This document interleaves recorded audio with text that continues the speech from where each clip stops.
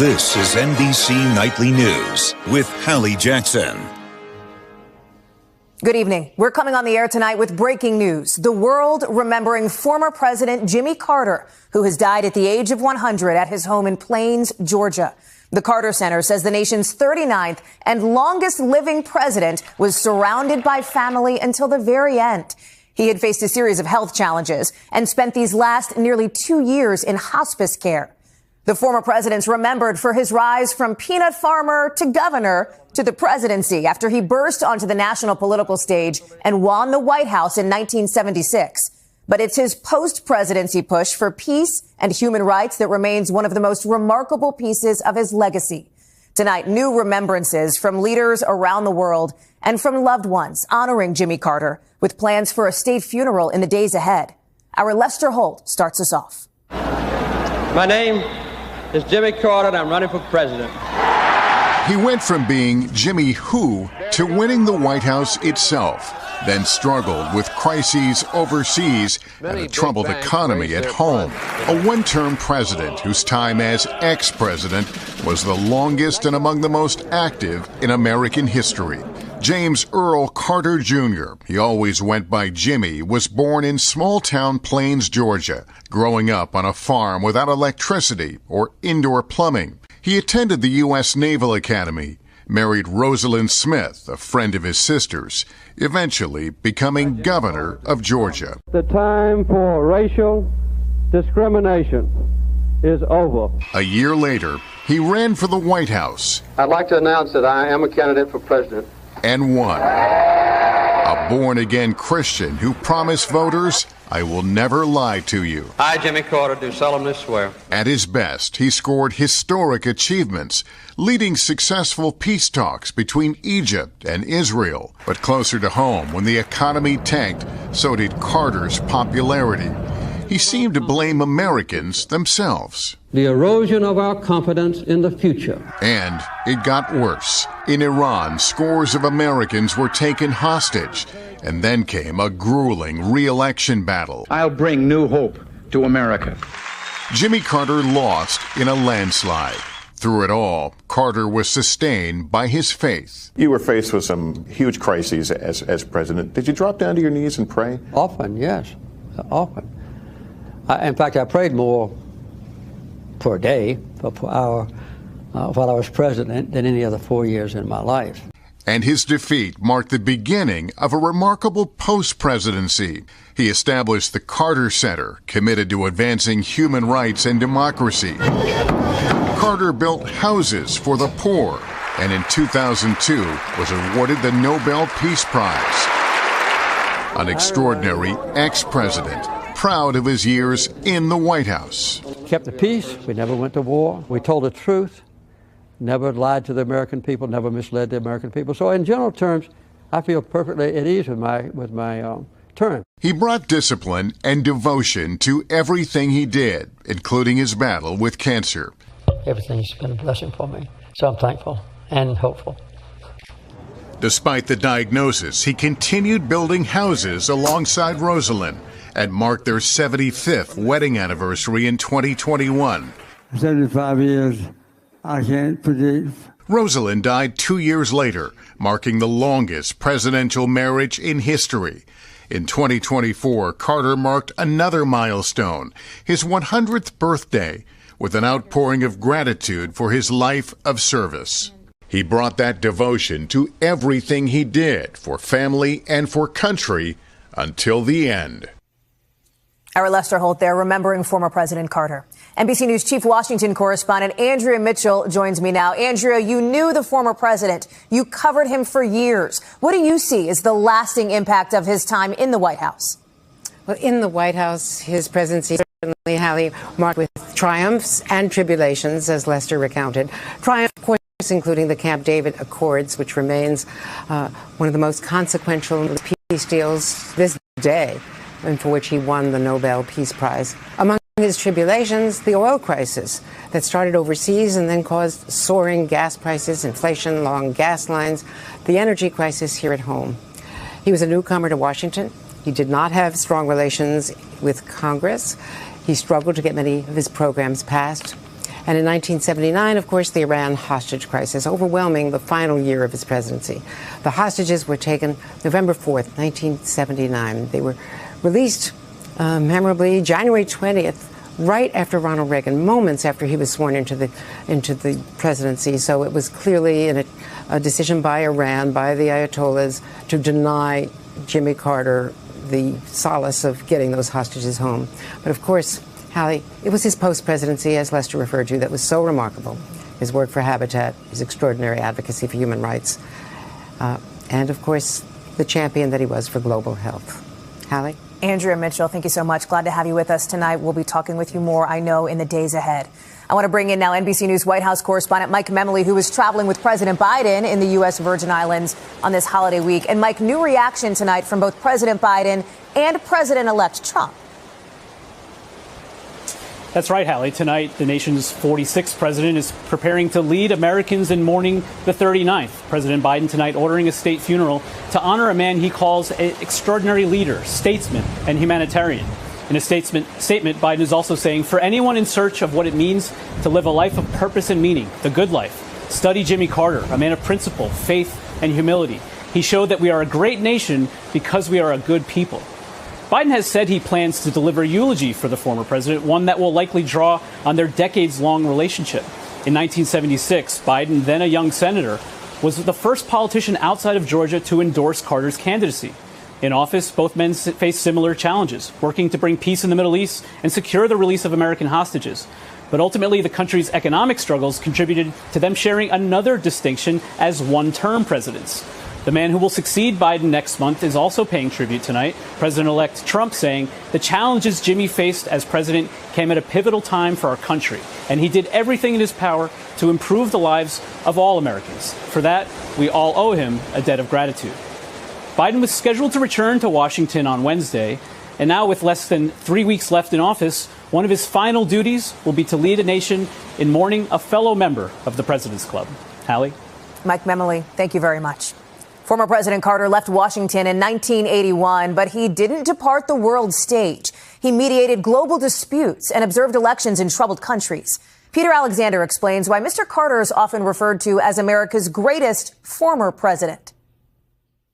No one's had a longer and perhaps more productive post-presidency than Jimmy Carter. His 4 decades out of office spent promoting peace, democracy, and human rights. But that path was not immediately clear, even to him. When I left the White House, I didn't know what I was going to do. I had been defeated unexpectedly, from my point of view. In 1982, he founded the Carter Center, waging peace, fighting disease, and building hope. He remained committed to statesmanship overseas, traveling to more than 125 countries. Jimmy Carter recognized that being an ex-president opened doors for him, and he was determined to use that access for doing as much good as he could in the world. Serving as a freelance ambassador of sorts, Carter met foreign leaders, led international missions, and mediated disputes, pressing some of the world's notorious dictators, like in North Korea, where he helped secure the release of an imprisoned American, and making a historic visit to Cuba, meeting with Fidel Castro while calling on the U.S. to improve relations with the communist country. Still, his diplomatic work was not always sanctioned by the U.S. Jimmy Carter was a bit of an irritant, I think, to a lot of presidents who succeeded him, because he was very frequently interjected himself into political matters, particularly issues of foreign affairs. But his efforts over the years earned him respect and recognition, including the Nobel Peace Prize, promoting peace and health initiatives in more than 80 countries, and monitoring democratic elections around the world. To call Jimmy Carter the greatest former president in history, as many have, however, does not do justice either to him or to his work. Carter's hands-on approach was unmistakable, alongside his wife Rosalind tirelessly building thousands of homes with Habitat for Humanity over 35 years. What kind of person do I want to be? And sharing his lessons in the pews, teaching Sunday school well into his 90s. A man of faith and a life guided by service. The bond of our common humanity is stronger than the divisiveness of our fears and prejudices. God gives us a capacity for choice. We can choose to alleviate suffering. We can choose to work together for peace. We can make these changes, and we must. Peter Alexander, NBC News. Joining us now here on set is NBC News political analyst Jonathan Alter. He wrote one of the definitive books on Jimmy Carter's life. He knew the former president. Thank you so much for being here with us tonight. My pleasure. You heard Peter lay out what Jimmy Carter did after his presidency here, all the work he did on the global stage that in so many ways helped to define him and his legacy. Why was this work, do you think, so important to him?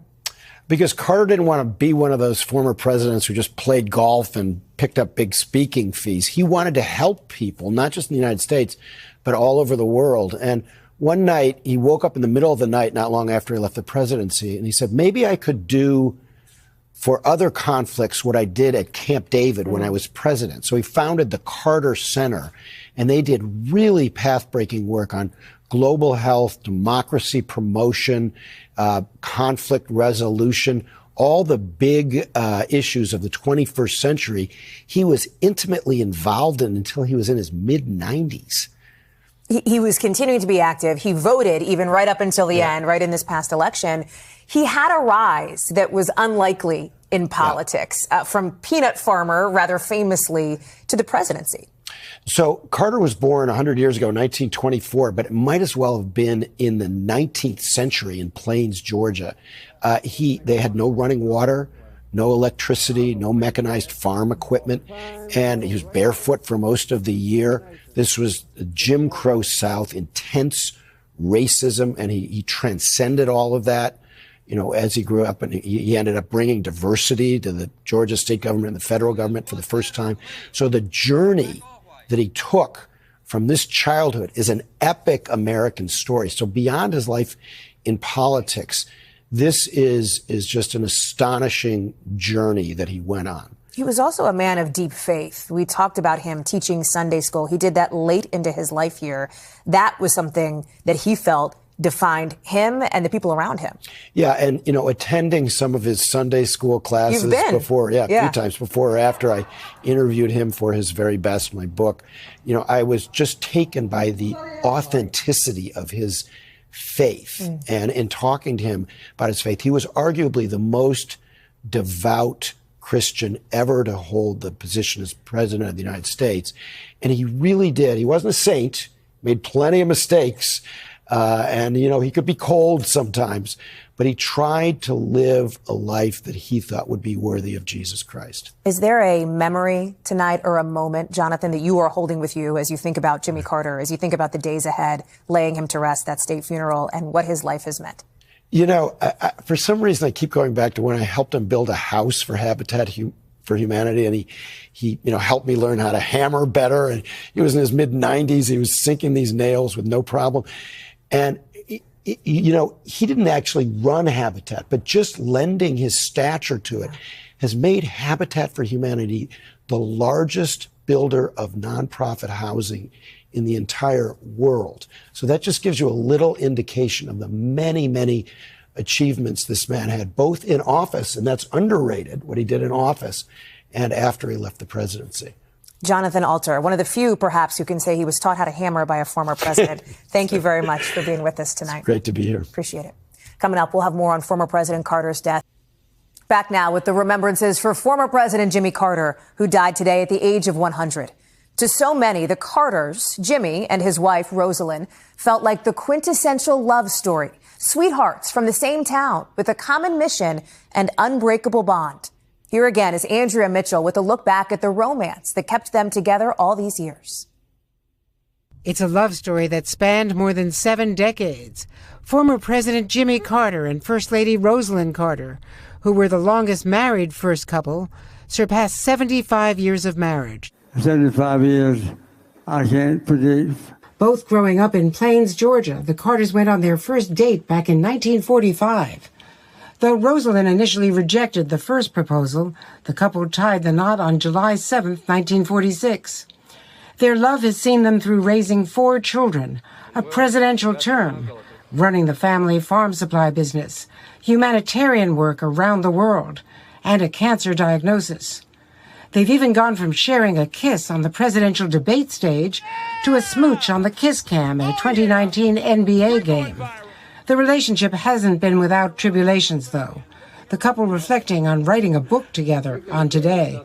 We really did have a terrible time writing the book. We thought perhaps the last chapter would be about our divorce, and it Former Carter White House Communications Director Jerry Rafshoon says the couple has always worked together as a team. They treat each other as equals, and they always have.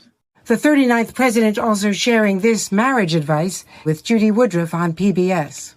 We make up and give each other a kiss before we go to sleep. The Carters celebrated their milestone 75th anniversary together in their hometown of Plains, Georgia. And to my wife, Rosen, I want to express a particular gratitude for being the right woman that I chose for my wife. It has been a really wonderful 75 years. Andrea Mitchell, NBC News, Washington. That's Nightly News for this Sunday. We will have continuing coverage of the death of former President Jimmy Carter on our streaming channel, NBC News Now, and online at NBCnews.com. I'm Hallie Jackson. For all of us here at NBC, thanks for watching and have a great week.